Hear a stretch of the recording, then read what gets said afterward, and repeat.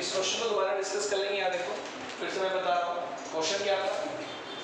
आपका hydrogen atom है, electron कौन से ऑर्बिट में है, थर्ड ऑर्बिट में है। यहाँ से ही जंप करके कहाँ आया, सेकेंड ऑर्बिट में आया। तो जो इसने रेडिएशन एमिट आउट किया थर्ड ऑर्बिट से सेकेंड ऑर्बिट में आने पर, जो इसने रेडिएशन एमिट आउट किया उसका आपको क्या निकालना है, वेवलेंथ। तो पहले आप ये पता करोगे कि इलेक्ट्रॉन जब थर्ड ऑर्बिट से सेकेंड ऑर्बिट में आया तो इसने कितनी एनर्जी रिलीज करी, पहले तो आप ये निकालोगे। तो वो कैसे निकलेगी सर, इन दोनों ऑर्बिट्स के बीच का क्या निकाल लो, एनर्जी का डिफरेंस निकाल लो। तो जितना इन दोनों ऑर्बिट्स के एनर्जी का डिफरेंस होगा उतनी ही एनर्जी उसने क्या करी होगी, रिलीज करी होगी। तो हमने कहा डेल्टा ई हो गया एनर्जी डिफरेंस।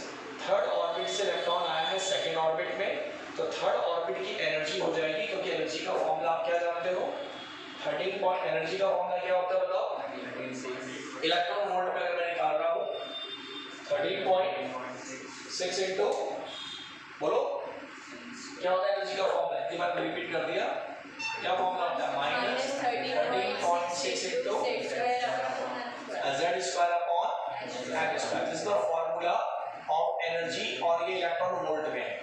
तो थर्ड ऑर्बिट की एनर्जी कितनी हो जाएगी, 13.6 इंटू 1 स्क्वायर। 1 स्क्वायर क्यों आया, हाइड्रोजन एटम का z कितना होता है 1, और नीचे n स्क्वायर की जगह आ जाएगा 9 3 का स्क्वायर। ऐसे ही आपने E2 निकाल लिया, 13.6 इंटू 1 का स्क्वायर, नीचे आ जाएगा 2 का स्क्वायर यानी कि 4। ये पूरा आपने सॉल्व किया, सॉल्व करने के बाद आपकी एनर्जी आ गई 1.82 eV, इलेक्ट्रॉन वोल्ट आ गई। लेकिन आप कैलकुलेशन ईवी में जरूर कर लो, कोई दिक्कत नहीं है, लेकिन अल्टीमेटली अगर आपको लैम्डा निकालना है तो वो किस में होनी चाहिए एनर्जी, जूल। तो अब हम क्या करने वाले हैं, हम करने वाले हैं डेल्टा ई यानी कि energy is equal to H upon lambda. लेकिन यहाँ पे अगर आप ये फॉर्मूला लगाते हो, लैम्डा आपका मीटर में आएगा, लेकिन यहाँ पे इसके फॉर्मूले में लगाते वक्त आपको क्या ध्यान रखना है कि एनर्जी आपकी किस में होनी चाहिए, जूल में। तो मैंने यहाँ पे क्या किया, इलेक्ट्रॉन वोल्ट को किस में कन्वर्ट करना है, जूल में। तो ईवी, एक ईवी किसके बराबर होता है, 1.6 इंटू 10⁻⁻19 के बराबर होता है। तो ईवी की जगह ये वैल्यू अगर आप मल्टीप्लाई कर दें तो वो किस में आ जाएगा, जूल में। कि मल्टीप्लाई करके 2.912 इंटू 10⁻⁻19 आ रहा है, जिसको मैं अप्रॉक्सीमेट 2.9 को क्या ले रहा हूँ, 3 ले रहा हूँ, राउंड ऑफ करके थोड़ा कैलकुलेशन मेरी आसान हो जाएगी। तो ये एनर्जी मेरी आ गई है, और ये एनर्जी किस में आई है, जूल में। अब आप फॉर्मूला लगाएंगे delta E is equal to H upon, बहुत बच्चे कंफ्यूज हो गए सर ये तो एनर्जी का फॉर्मूला होता है, E is equal to H upon lambda. अरे कोई दिक्कत नहीं, E भी क्या है और डेल्टा E भी क्या है, एनर्जी। तो एनर्जी का फॉर्मूला वही लगेगा, एच अपॉन लैम्डा।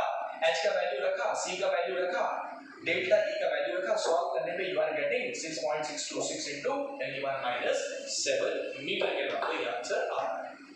बोलो क्लियर है मेरी बात, ये हो गया ठीक। अब अगला क्वेश्चन देखते हैं। तो बस यहाँ पे बच्चे गलती क्या करते हैं कि ईवी में आंसर निकाल के फिर यहाँ पर भी एनर्जी किस में रख देते हैं, ईवी में, वो गलती हो जाती है। या तो शुरू से ही आप जूल में चलाओ आंसर, शुरू में चले 13.6 ईवी में लिया हुआ है तो जूल में भी आंसर होता है। जूल में क्या होता है फॉर्मूला एनर्जी का, -2.18 इंटू 10⁻⁻8। आप सीधा उससे चला लो, कोई दिक्कत नहीं। चलिए सर ये क्वेश्चन हो गया, अब अगला क्वेश्चन बताइए, अगला क्वेश्चन क्या है, अगला क्वेश्चन बताइए क्या है। पहले क्वेश्चन को समझेंगे फिर बात करेंगे क्या है, बोलो जरा। अगला क्वेश्चन ये है कि हमने हाइड्रोजन एटम को to which orbit electron the hydrogen atom will jump on absorbing 12 eV of energy. ठीक, हाइड्रोजन एटॉमिक नंबर क्या होगा, 1। सर हाइड्रोजन में जब एक इलेक्ट्रॉन होगा, बच्चों ध्यान से सुनना, एक इलेक्ट्रॉन होगा वो कौन सा ऑर्बिट में होगा, फर्स्ट ऑर्बिट। एक ही इलेक्ट्रॉन है तो कहाँ होगा, तो सर इलेक्ट्रॉन यहाँ पर है, ठीक है सर। अब बेटे आपने इस इलेक्ट्रॉन को क्या दी, आपने इस इलेक्ट्रॉन को क्या दी, एनर्जी दी। एनर्जी दी, कितनी एनर्जी दी सर आपने, हाँ कितनी एनर्जी दी आपने इसको, आपने इसको एनर्जी दी है 12.1 eV, ठीक है। कितनी एनर्जी दी आपने, 12.1 eV। अच्छा एनर्जी लेने के बाद इलेक्ट्रॉन क्या कर जाएगा, एक्साइट हो जाएगा। एक्साइट होने का मतलब अपना ऑर्बिट छोड़कर अब दूसरे में जाएगा, तीसरे में जाएगा, चौथे में जाएगा, वही तुम्हें निकालना है। तो सपोज इलेक्ट्रॉन यहाँ पहुंच गया, यहाँ इलेक्ट्रॉन पहुंच गया, एनर्जी गेन करने के बाद इलेक्ट्रॉन यहाँ से बेटा यहाँ पे पहुंच गया। अब हमें इसका ये n बताना है कि कौन से ऑर्बिट में पहुंच गया। आगे समझो ये कौन से ऑर्बिट में पहुंच गया। तो आंसर क्या निकाला आपने? क्या आंसर आया आपका? थर्ड ऑर्बिट आपका आंसर आया है। कहाँ निकाला आपने थर्ड ऑर्बिट? कैसे निकाला ये थर्ड ऑर्बिट? कैसे आया बताओ? फर्स्ट ऑर्बिट के एनर्जी में से थर्ड ऑर्बिट में। हाँ, तो तुम्हें कैसे पता कि थर्ड ऑर्बिट पे था वो? सर माइनस करके वो इक्वल जितनी गिवन थी उससे इक्वल आ गया। चलो ठीक है, थर्ड ऑर्बिट आपका सही आंसर है, लेकिन आपका अप्रोच थोड़ा सा सही नहीं है। अप्रोच कैसे देखिएगा, पहले मैं सॉल्व कर रहा हूँ, समझिएगा। समझो समझो समझो। इलेक्ट्रॉन कहाँ था? उसको कितनी एनर्जी थी? 12.1 eV। ये एनर्जी लेकर इलेक्ट्रॉन किसी हायर ऑर्बिट में चला गया होगा। किस ऑर्बिट में गया यही हमें बताना है। तो बताओ, फर्स्ट ऑर्बिट में जो इलेक्ट्रॉन यहाँ पर थे, जब इलेक्ट्रॉन यहाँ पे था तो बताओ इसकी एनर्जी कितनी रही होगी? 13.6 eV। माइनस 13.6 eV इसकी एनर्जी यहाँ रही होगी फर्स्ट ऑर्बिट में, क्योंकि फर्स्ट ऑर्बिट में कितनी एनर्जी होती है इलेक्ट्रॉन की? अरे होती नहीं होती है? इतनी होती है कि नहीं होती है? पक्का? अब एनर्जी गिवन कितनी एनर्जी दी तुमने? 12.1 eV। तो अब टोटल एनर्जी इलेक्ट्रॉन की कितनी हो जाएगी? जितनी पहले थी, पहले कितनी थी? 13.6 eV माइनस 13.6 eV, और अब तुमने कितनी दी? 12.1 eV। दोनों को क्या कर लो? ऐड कर लो। कितना आया? Minus 1.5 eV। इतनी एनर्जी किसकी हो गई है? इलेक्ट्रॉन की। ये एनर्जी इलेक्ट्रॉन की हो गई, पहले इतनी थी, इतनी एनर्जी तुमने दी, अब टोटल एनर्जी इलेक्ट्रॉन की इतनी हो गई। बोलो क्लियर है मेरी बात? अरे बोलो क्लियर है? साइन का ध्यान रखना। अब देखो क्या है, एनर्जी का फॉर्मूला क्या होता है? ये फॉर्मूला होता है, बोलो। अरे एनर्जी का फॉर्मूला ये तो होता है। Yes sir. कौन से एटम की बात हो रही है? तो Z कितना हो जाएगा? 1।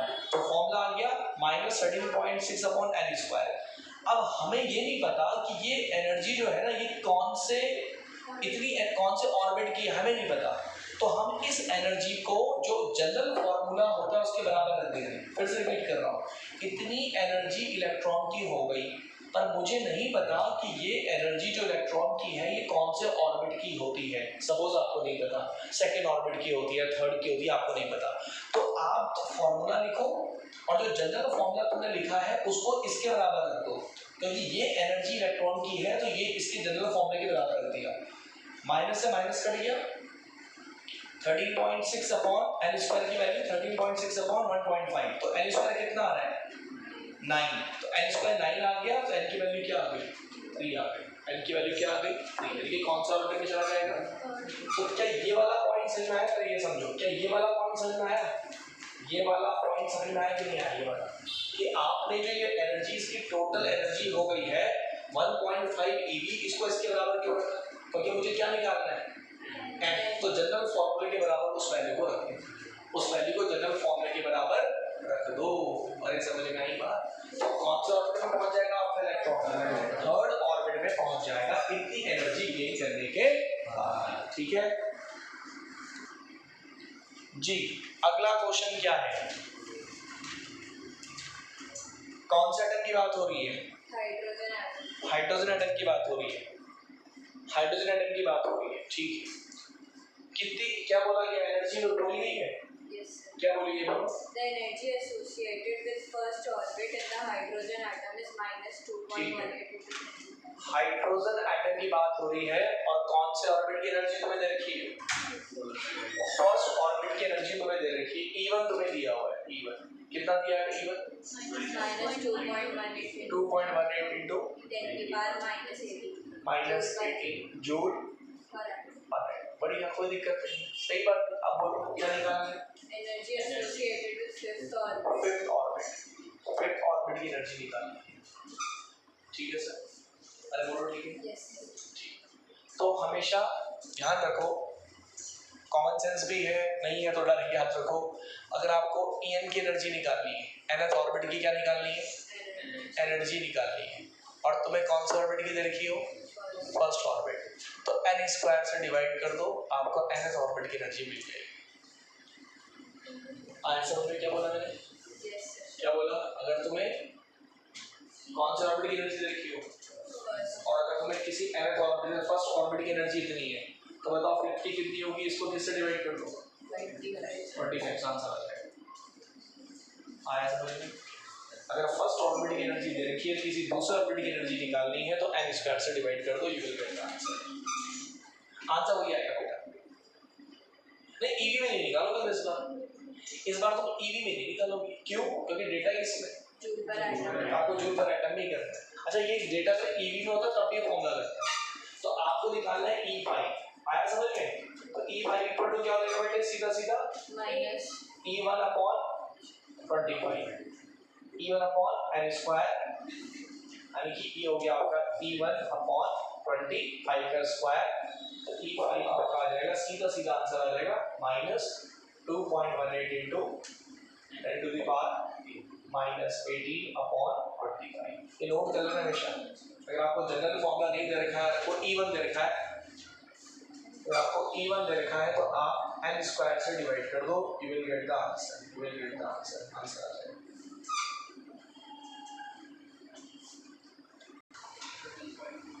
तो इसको सॉल्व करके आंसर आ गया आपका 0.0872 इंटू 10 पर माइनस 80।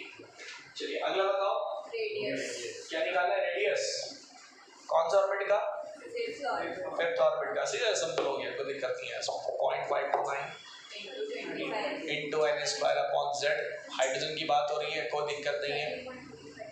0.529 इंटू 25 अपॉन नीचे होता है z, और z हाइड्रोजन का 1 होता है। कितना आंसर आ रहा है? 13.22 एंगस्ट्रॉम में आता है ये। 13.22 बस हो गया angstrom. Yes this is answer. ठीक है। Yes sir. अब एक क्वेश्चन मैं और ऐसा करवाना चाह रहा हूँ आपको, जिसमें आपने एनर्जी दी और फिर आपको बताना है कि इलेक्ट्रॉन कौन से, जो भी हमने करा था क्वेश्चन, एक क्वेश्चन और करेंगे। ठीक है, एक क्वेश्चन और करेंगे। चलिए मैं बताता हूँ सर। E2 कितना दे रखा आपको? E2 minus 328 kilo joule per मोल। माइनस 328 किलो जूल पर मोल। क्या E2 दे रखा आपने? Yes sir. दे रखा। अब एनर्जी गिवन, एनर्जी कितनी दी आपने? 246 किलो जूल। एनर्जी गिवन कितनी? 246 किलो जूल पर मोल। इतनी एनर्जी आपने दी है, तो टोटल एनर्जी ऑफ इलेक्ट्रॉन बताओ कितनी हो जाएगी? टोटल एनर्जी कितनी हो जाएगी बताओ? Minus 328 plus 246 minus 82 kilojoule per mole. कोई यहाँ पे दिक्कत किसी को? अब हमारे इलेक्ट्रॉन की एनर्जी इतनी हो गई है ना। अब हमें ये पता करना है कि इसका ऑर्बिट क्या है। तो आप क्या करोगे बताओ?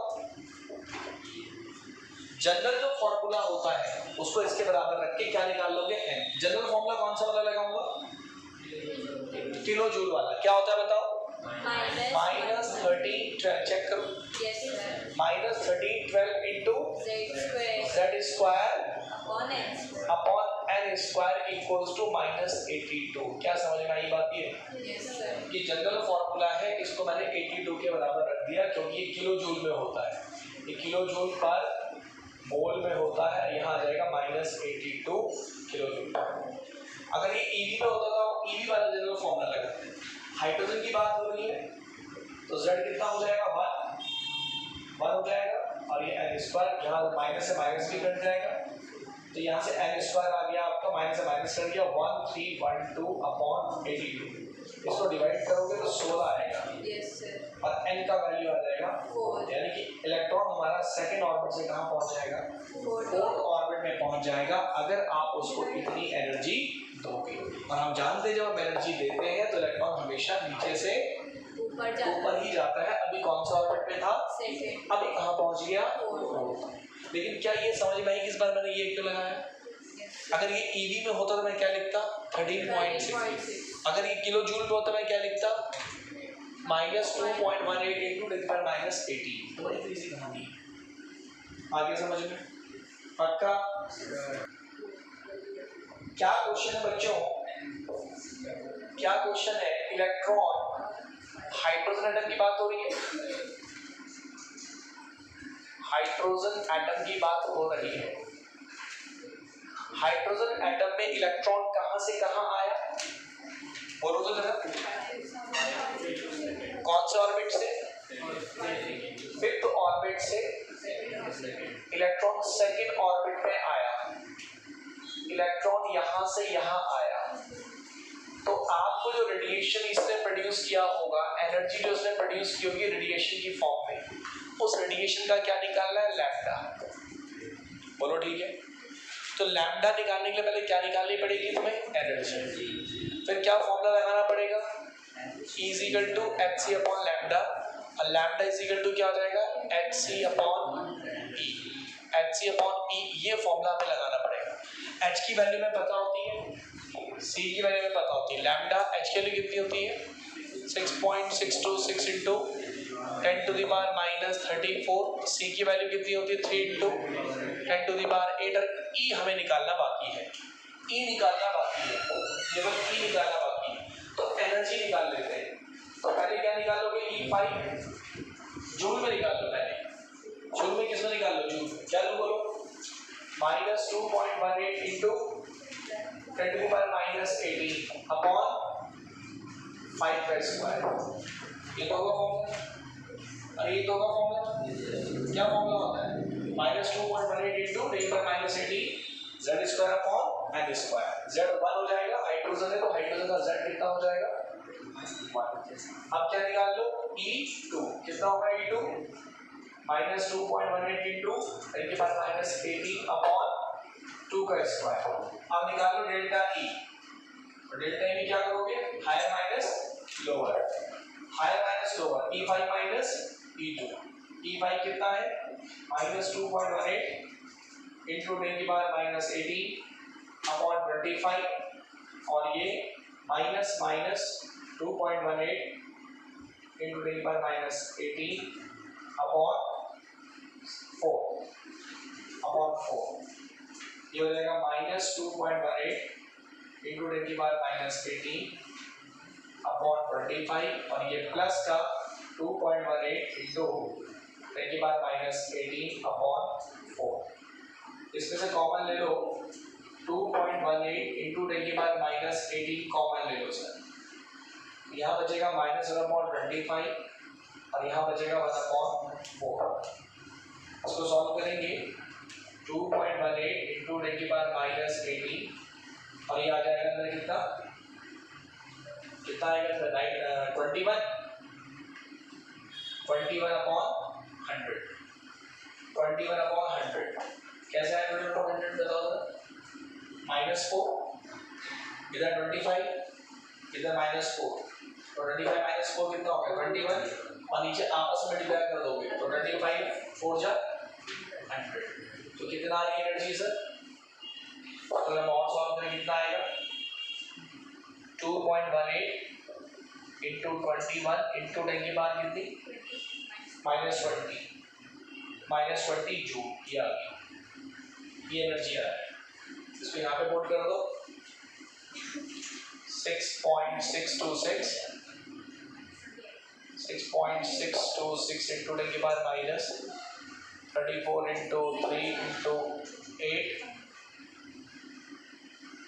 अपॉन एनर्जी आ गई है 2.18 इंटू 10 की 21 इंटू 10 की पावर माइनस 20। और हो जाएगा सर,